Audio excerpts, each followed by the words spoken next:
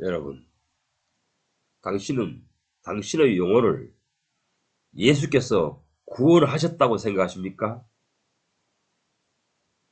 당신은 본인이 생각하기에 예수님께서 당신의 영혼을 구원하셨다고 느껴집니까? 만약에 그렇게 생각하고 계시다면 예수님께서 당신의 영혼을 어떻게, 언제, 어떤 방법으로 구원하셨다고 생각합니까? 사실 성경은 예수님께서 어떤 방식으로 자기 백성을 삼으시는가에 대해서 상세하게 계시해 놓았습니다. 이 사실을 기독교 신학은 구원론이라는 이름에서 구원의 서정이라고 설명합니다. 즉, 하나님께서 인간을 구원하시는 데에는 구원하시는 순서가 있다는 것이죠. 구원하시는 절차가 있다는 것이죠. 이러이러한 과정을 통해서 인류의 후손인 죄인들을 구원하신다는 것입니다. 누트의 주장에 의하면 순서는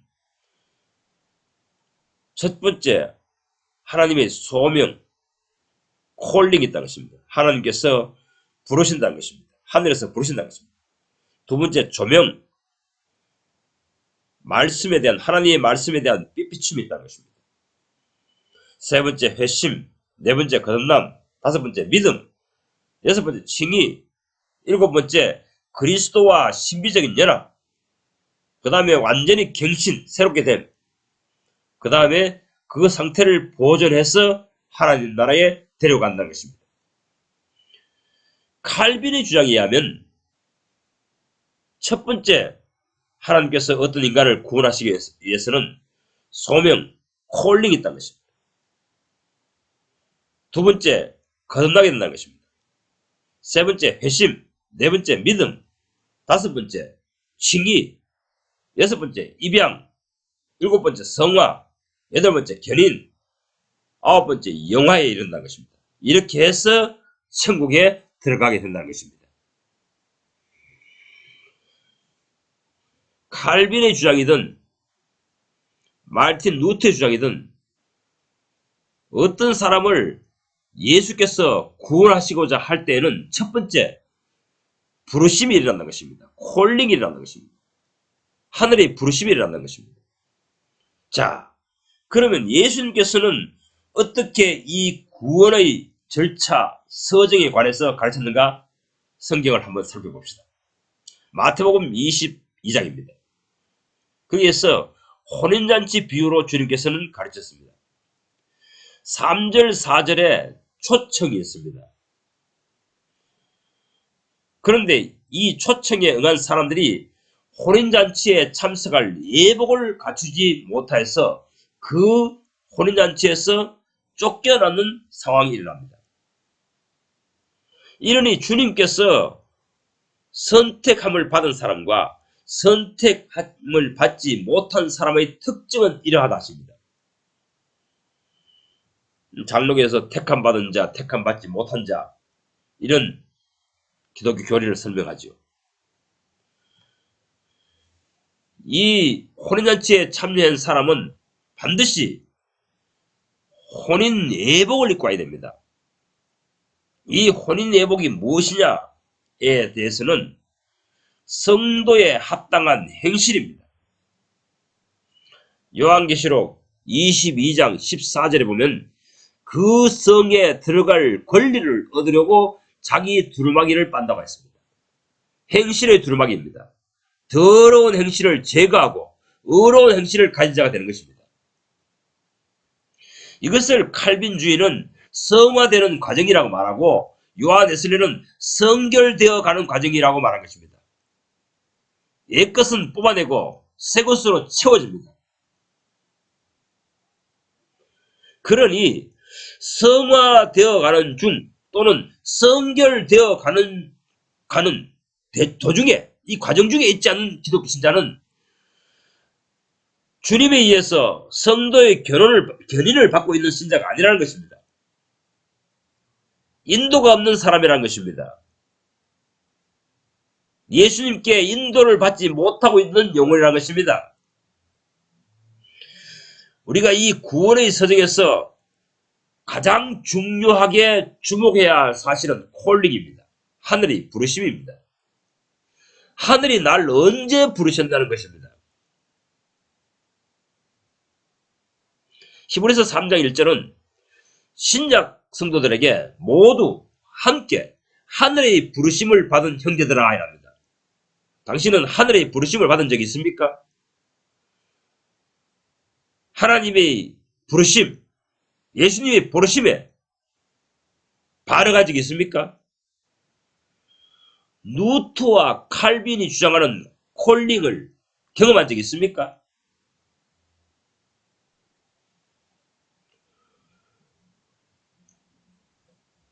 저는 이 하늘의 부르심, 콜링을 경험했기 때문에 지금 하나님의 복음을 전하는 전도자가 되어 있는 것입니다. 그렇다면 이것을 더 구체적으로 상세하게 하나님께서는 어떤 방식으로 인간을 하늘에로 부르실까요?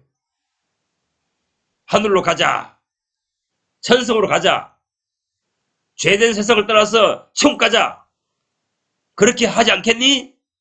이렇게 하나님께서 요청을 하시는데 어떤 방법으로, 어떤 방식으로 하시는가에 대해서 성경은 자세하게 기록해 놓았습니다.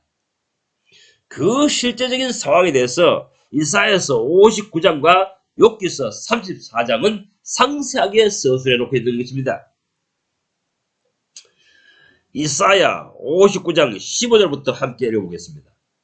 땅에 성실이 없으므로 악을 떠나는 자가 탈취를 당하도다 합니다.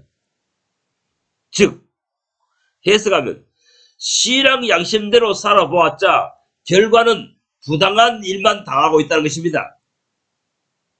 여러분, 세상에서 양심대로 살아보았자 누가 알아주는 사람 있습니까?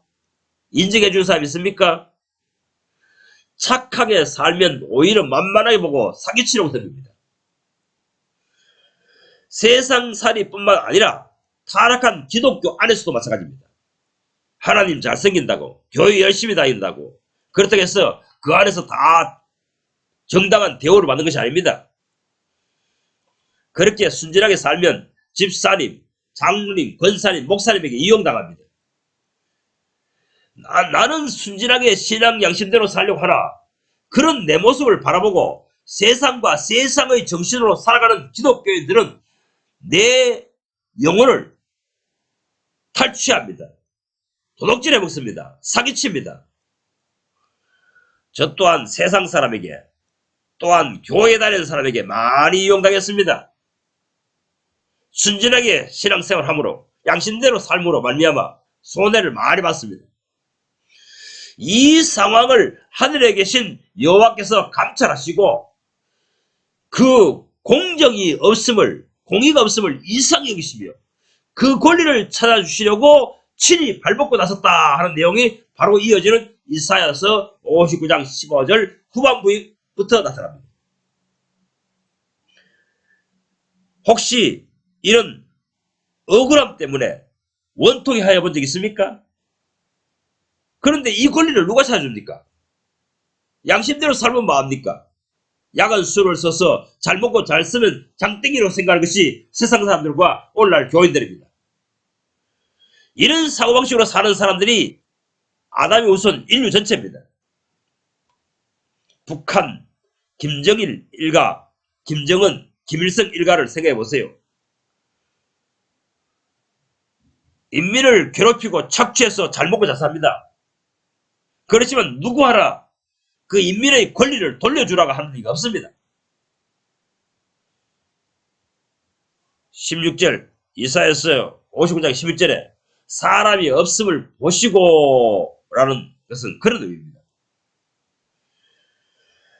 세상이나 세성적 교회가 되어버린 공동체 속이나 똑같습니다. 정당하게 살아보아야, 정의롭게 살아보아야, 양심대로 살아보아야 그 권리를 찾아주려고 하는 사람이 없다는 것입니다. 공평하게 정의롭게 살아라. 너 그러면 안 된다.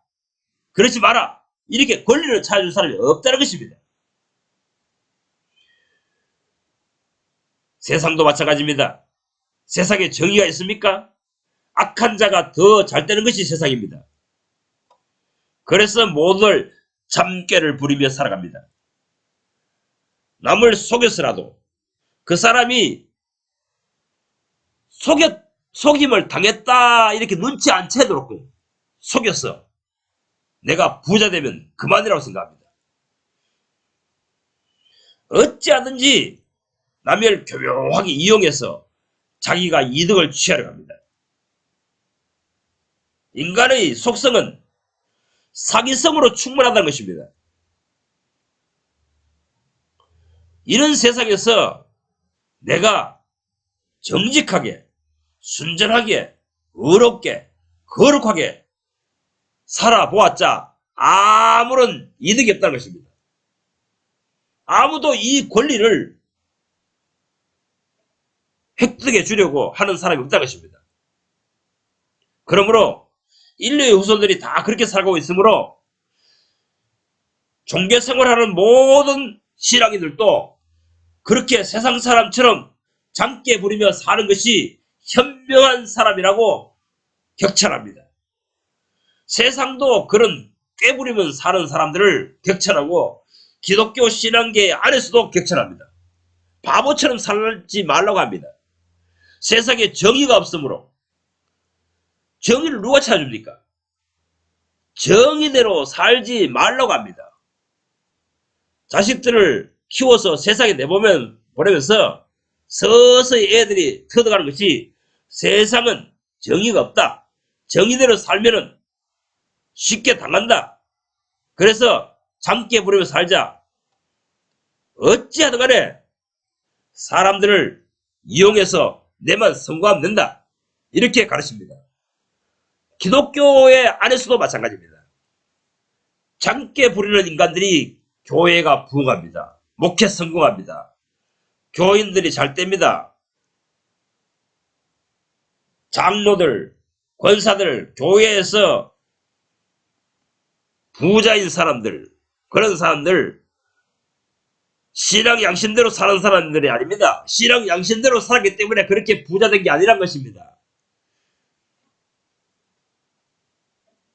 교인들 숫자가 수천 명, 수만 명, 수십만 명 모아서 목회하는 사람들, 목회 성공한 사람들, 그 사람들도 다른 성직자보다 더 정의롭게, 의롭게, 경건하게 살았기 때문에 그렇게 되는 것이 아니란 것입니다.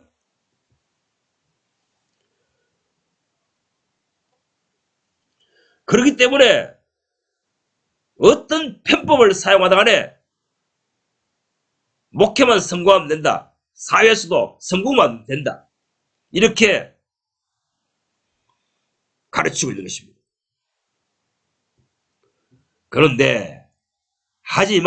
그렇지만 하늘에 계신 아버지께서 두 눈을 똑똑 두고 이 상황을 지켜보고 계신다. 이렇게 말씀하십니다.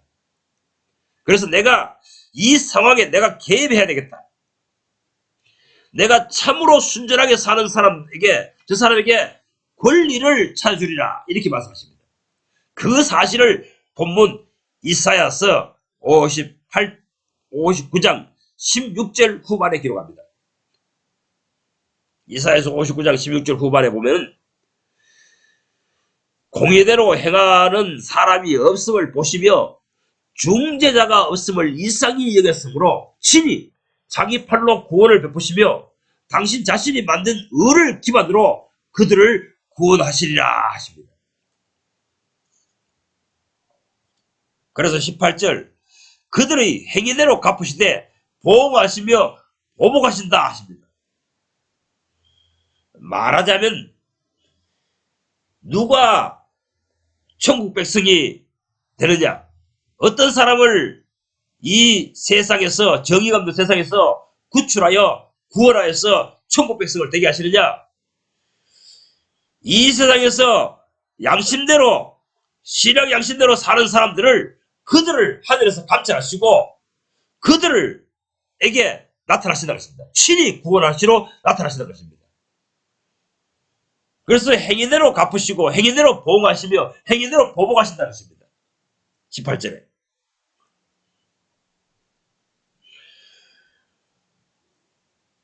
누구가 구원을 받지 못합니까? 바로 정의로운 삶을 살지 못하는 사람입니다. 부당한 이득을 챙기며 살아가는 사람들입니다. 악한 심보로 살아가는 사람들입니다. 그런 사람들이 하늘이 멸망의 길을 가도록 그대로 내버려 두신다는 것입니다. 하나님께서는 정말 정의롭게 의롭게 실천하며 살아가려고 하는 사람, 정의를 갈구하는 사람, 의로운 삶, 의로운 나라를 갈구하는 사람을 건지시기 위해서 하늘에서 이 시간도 감찰하고 계신다는 것입니다. 그러면서 20절에 여호와께서 가라사대 구속자가 시온에 임하며 야곱 중에 죄가를 떠나는 자에게 임하리라 하십니다.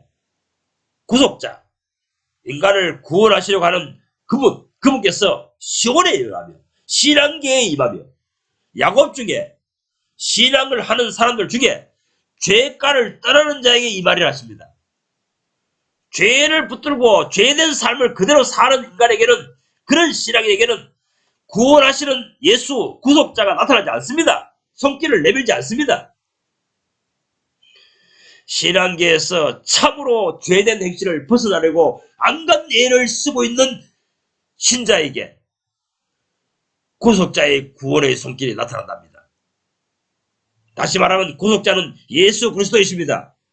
예수님은 신앙계에서 바르게 살려고 하고 죄된 것을 하나둘 처리하려고 발버둥 치는 신자들에게 나타나서 구원의 손길을 내미신다는 것입니다. 이것이 콜링입니다. 이것이 하늘의 부르심입니다. 이런 신앙인에게 하늘의 부르심의 소리가 나타난다는 것입니다. 이들을 구원의 서정 안으로 이끌어 가셔서 결국은 천국 백성이 되게 하신다는 것입니다. 베드로 사도도 이 사실을 인지하였기에 베드로 후서 1장 11절에서 이같이 행한즉 예수 그리스도의 나라에 들어감을 넉넉히 주시리라 하였습니다. 하나님의 나라, 우리 주 예수 그리스도의 나라에 들어가기에 충분한 자격을 갖추게 만들어 놓으신다는 것입니다. 미안하지만 거룩한 천국에 들어가기에 합당한 심보를 갖추지 못하면, 속성을 갖추지 못하면 천국에 들어가서 살 수 없습니다. 하나님께서는 죄가 없는, 악한 짐승이 없는 거룩한 나라를 만드시고 예비하시고 거기에 들어갈 백성들을, 사람들을 창조하시는 일을 지금 하고 계실 것입니다. 이 하나님께서는 하늘에 데려놓기 위해서 천국 백성을 만드시는데 첫 번째 하시는 일이 홀링입니다. 하늘의 부르심입니다. 이 하나님의 구원하시는 손길이 처음 나타나면 어떤 일을 하시냐? 회개하도록 유도하십니다. 참된 회개를 하도록 유도하신다는 것입니다.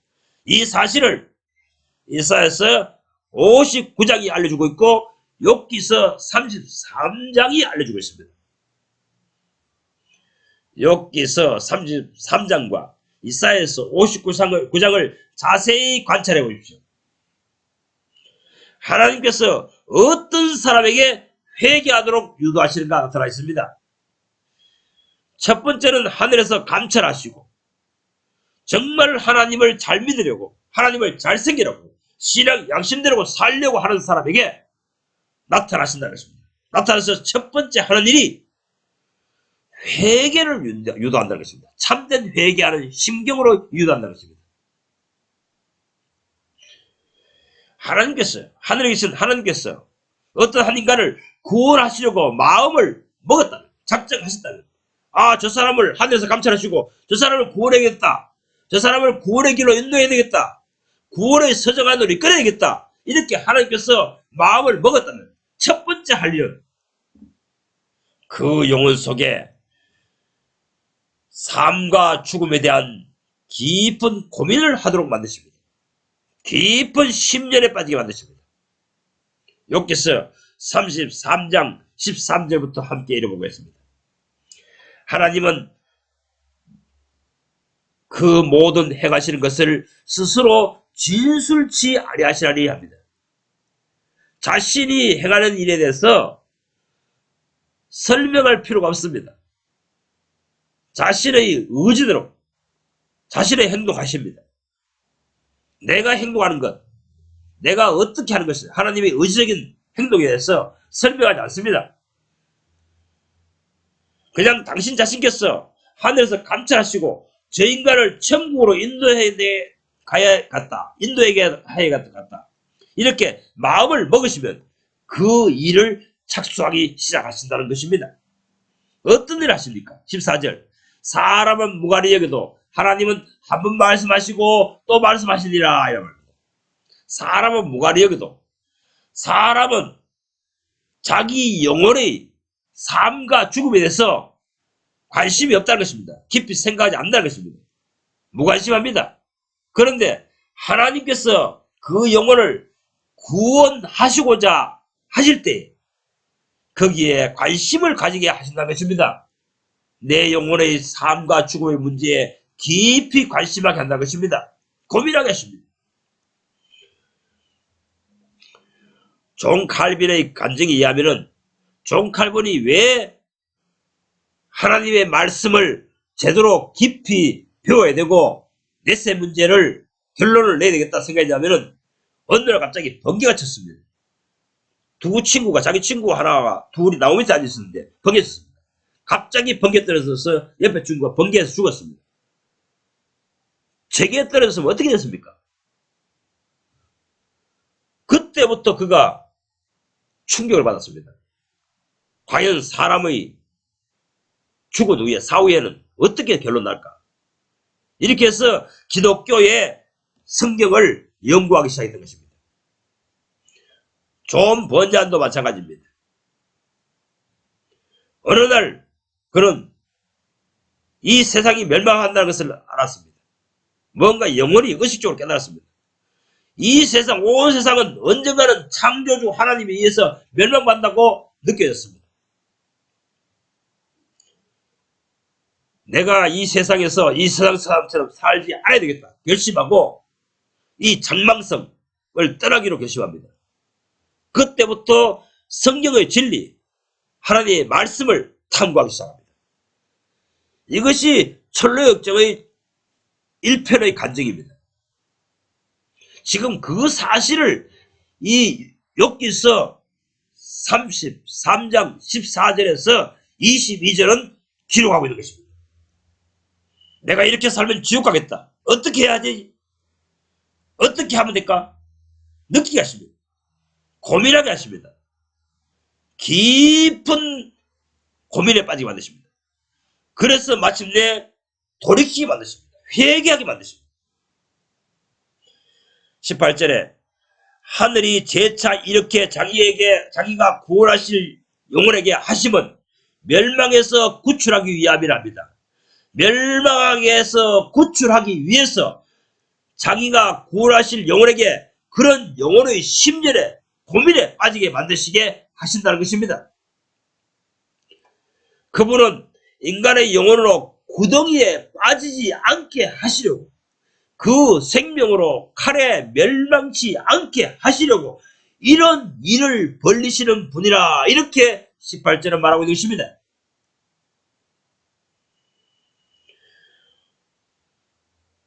여러분 이 18절 욥기서 33장 18절 19절 20절 이런 신경에 빠진 적이 있습니까? 누토와 칼빈은 그런 적이 있었다고 간증합니다. 저 또한 간증할 수 있습니다.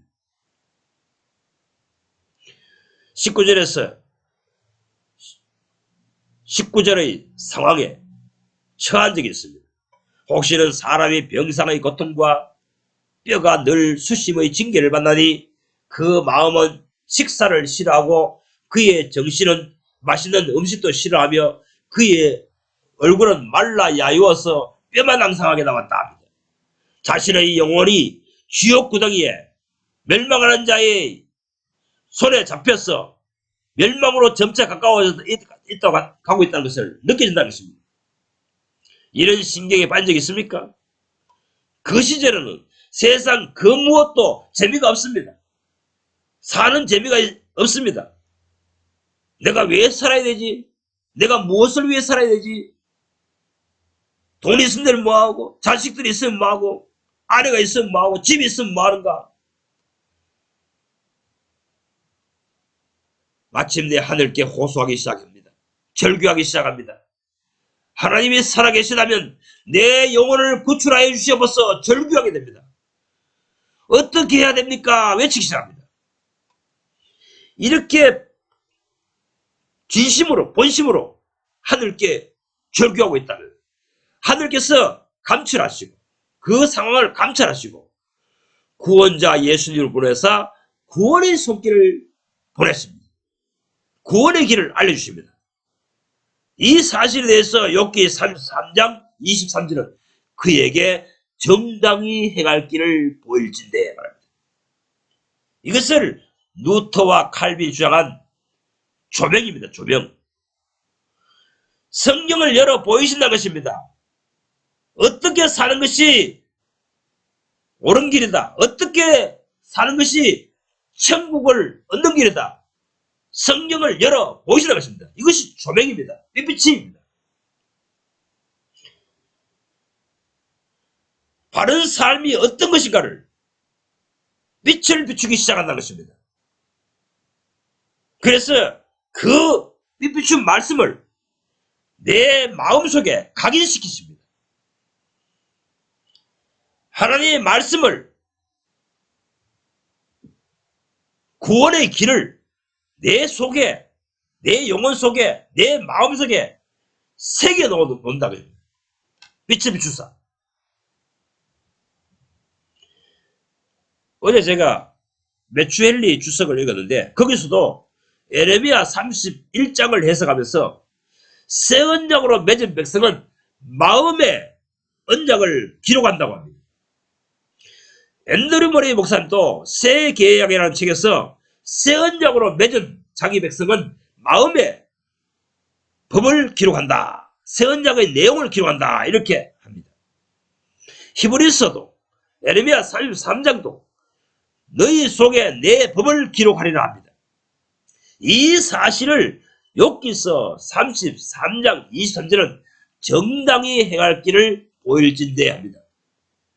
마음에 율법이 기록됩니다. 마음에 하나님의 법이 기록됩니다.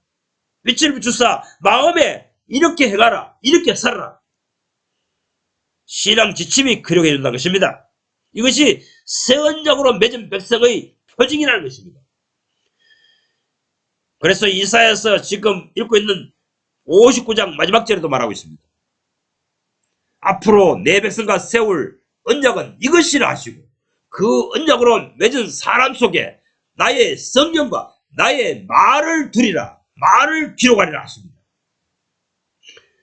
이사야서, 욥기서, 히브리서, 에레미야서, 존 번전, 메추엘리 목사, 앤드류 모레이 목사 모두 이구동성으로 하나님은 인간을 이런 방식으로 구원하여 자기 백성을 삼으신다 합니다.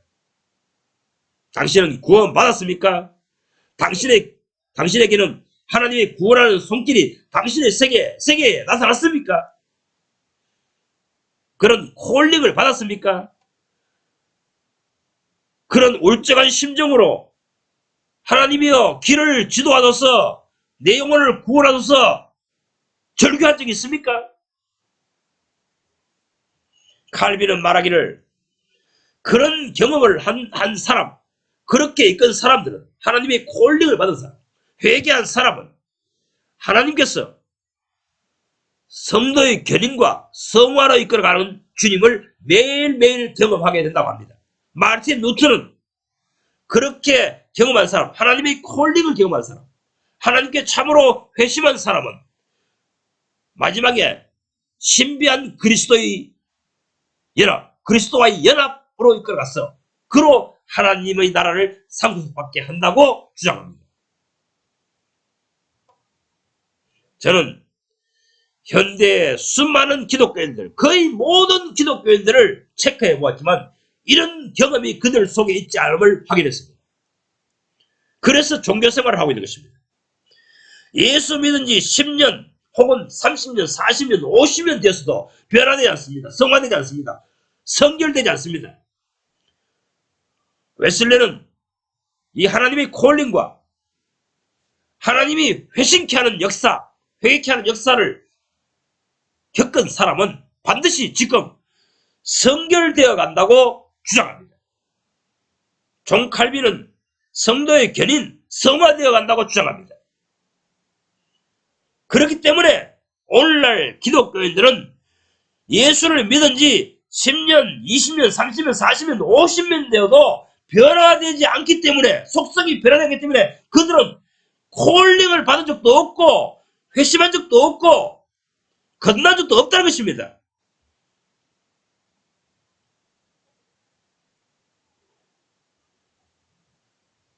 집사, 권사, 장로, 목사가 되었어도 처음에 하나님의 부르심, 하늘의 부르심 받은 경험이 없기 때문에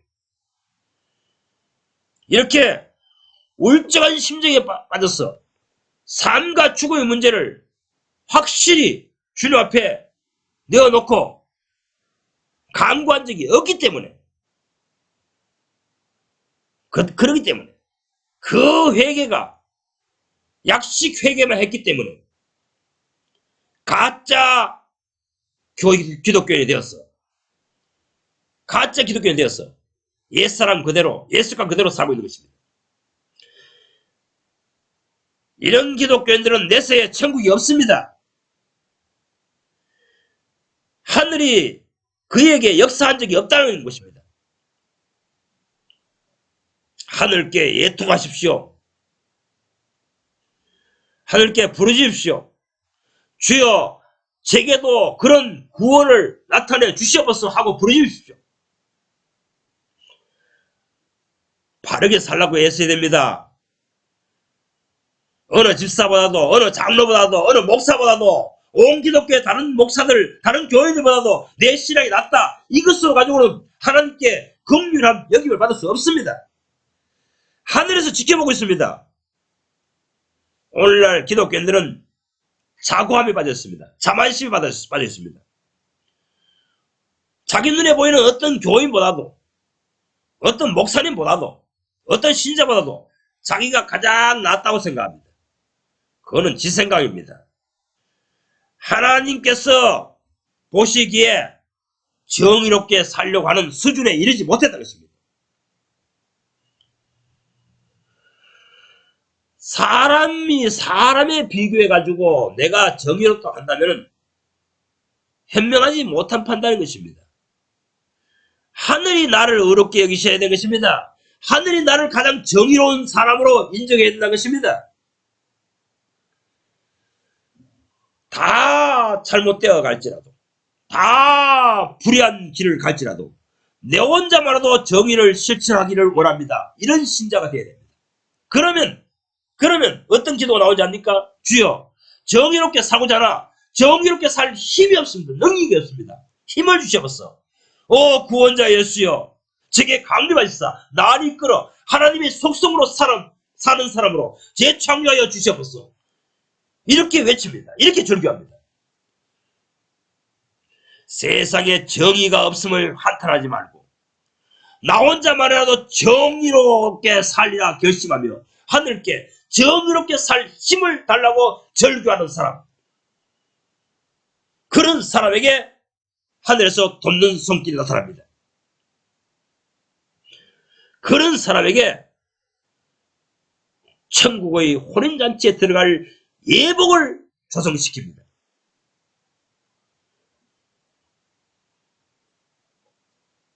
예수를 10년, 20년, 50년, 100년 믿었더라도 천국에 들어가서 자리에 앉아있기에 합당한 예복을 갖춰 입지 못한 신자는 이 천국 혼인잔치에서 쫓겨납니다. 속성이 변화되어야 됩니다. 하나님의 나라는 거룩한 나라입니다. 죄가 없는 나라입니다. 죄인은 들어오지 못합니다. 마음의 환례를 받아서 완전히 예습관, 예정신이 없어지지 않은 사람은 천국에 들어가지 못합니다. 거룩한 천국에는 얼씬도 못합니다. 주님께 주여 저를 구원하여 주시옵소서 외치시기 바랍니다. 절규하시기 바랍니다. 내가 변화되어야 됩니다. 천국에 들어가기에 합당한 사람, 천국에 데려다 놓기에 합당한 사람으로 변화되어야 됩니다. 천국은 죄 없는 곳입니다. 의로운 사람이 사는 곳입니다. 칭의가 아닙니다. 속죄함이 아닙니다. 그것을 통과해서 내가 영화로운 사람, 성결된 사람, 온전한 그리스도인이 되어야 천국 백성이 됩니다. 오늘날 기독교에 거짓말 설교, 거짓 설교에 속지 마십시오. 칭의를 받아서 천국 가는 게 아닙니다. 속죄를 받았다고 해서 천국 가는 게 아닙니다. 내가 죄를 범하지 아니하는 인간으로 변화되어야 주님께서 그 사람을 데리고 천국에 들어가십니다. 그것이 성화요, 그것이 성